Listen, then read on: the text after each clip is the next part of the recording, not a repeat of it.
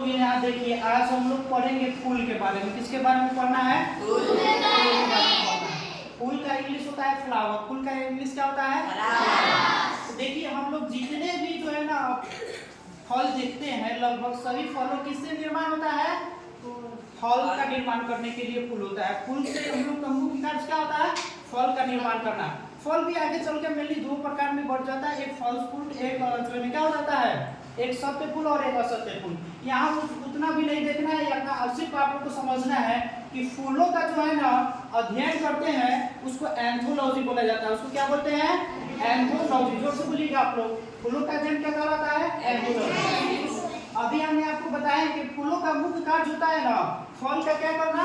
निर्माण करना। मतलब कोई भी फल हम लोग खाते हैं वह सब किससे बनता है? फूल से ही बनता है। जैसे में हम लोग तिकोना भी आम खाते हैं तो वो भी क्या होता है? पहले मोजर रखता है, फिर उससे क्या होता है? तिकोला बनता है। तिकोला से क्या बनता है? आम बनता है। वो आम क्या है? फल है ना। उसी तरह आइए, हमने आपको एक डायग्राम बनाया है फल का। इसमें हम लोग फूल के बारे में हम लोग समझेंगे इसमें क्या क्या दिया है। तो आइए हम लोग देखते हैं फूल, इसके बारे में समझते हैं। देखिए, ये जो डंठल वाला पार्ट होता है इसको क्या बोलते हैं? ग्रीन। इसको क्या बोला जाता है? इसको हम लोग ग्रीन बोलते हैं।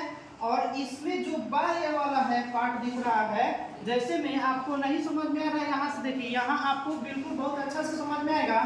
जैसे में इस पार्ट को डंठल होता है उसको क्या बोलते हैं? ग्रीन। इस लाइन वाले पार्ट को ग्रीन बोलते हैं। इसके बाहरी वाला पार्ट हरा कलर का जो दिख रहा है, ये हरा कलर में दिख रहा है, इसको हम बोलते हैं, यही हरा कलर की मैंने बनाया है, इसको बोला जाता है बाह्य दल। और बाह्य दल का मुख्य कार्य क्या होता है?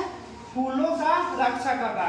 जैसे में इसको हमने नीचा किया तो ये क्या हुआ? ये सुरक्षित रूप से अंदर नजर आ रहा है। चलिए, इतना हम लोग देख लिए। उसके बाद आते हैं, यहाँ एक जो दिख रहा है गोला कलर का, इस गोला कलर को हम लोग क्या बोलते हैं?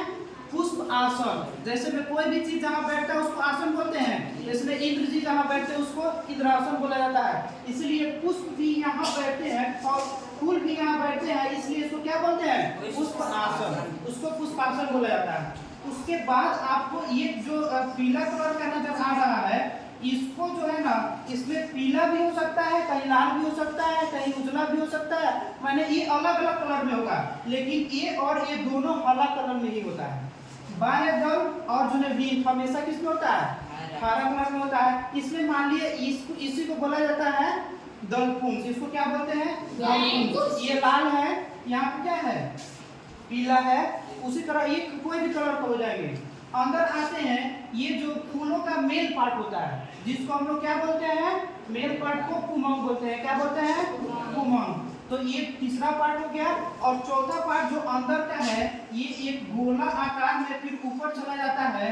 ये जो है ना फूल का स्त्री पार्ट होता है, यानी फीमेल पार्ट होता है, जिसको क्या बोलते हैं? इसको जयान बोलते हैं। ये क्या होता है?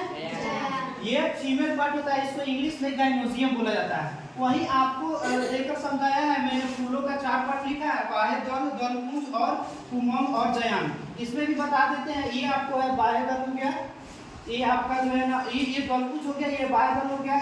ये जो दिख रहा है ये क्या हो गया? ये आपको पुमंग हो गया। और इसके अंदर जो रहता है, जैसे में ये वाला गोला वाला पार्ट है, वो क्या हो जाएगा? जयान हो जाएगा। अंडरस्टूड? आई होप आप सबको ये चीज समझ में आया हो गया। समझ में आया है? जी। Okay, thanks.